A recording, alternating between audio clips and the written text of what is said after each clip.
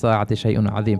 সেখানে আল্লাহ তাআলা বলছেন ইয়াউমা তারাউনাহা তাযহালু কুল্লু মুরদিআতিন আম্মা আরদাআত ওয়া তাদউ কুল্লু যাতি হামলিন হামলাহা ওয়া তারান নাসা সুকারা ওয়া মা হুম বিসুকারা ওয়ালাকিন্না আযাবাল্লাহি শাদীদ।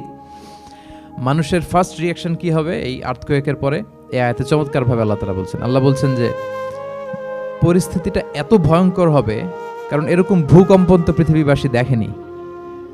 এত মারাত্মক ভূমিকম্প হবে যে দুধ খাওয়াচ্ছে এরকম মা তার দুধের বাচ্চার কথা ভুলে যাবে। আল্লাহু আকবার। দেখেন এখানে উপমাটা কিরকম। সাধারণত দুধের বাচ্চার প্রতি মায়ের আলাদা একটা টেক কেয়ার থাকে, মানে তাকে রেখে এদিক সেদিক যায় না, গেলেও চোখে চোখে রাখে, বা কোথাও গেলেও অন্যকে বলা যায় তুমি একটু দেখো। কি এরকম করে না? দুধের বাচ্চা তো সে খুবই ছোট বাচ্চা, তার আলাদা কেয়ারের প্রয়োজন হয়, এক্সট্রা কেয়ারের প্রয়োজন হয়। তো দুধ খাওয়ায় ব্রেস্ট ফিডিং মাদার কখনো তার বাচ্চাকে চোখের আড়াল করতে দেয় না বা চায় না। আল্লাহ বললেন যে তখন পরিস্থিতি এত ভয়ানক হবে যে নিজের দুধের বাচ্চার কথাই মা ভুলে যাবে।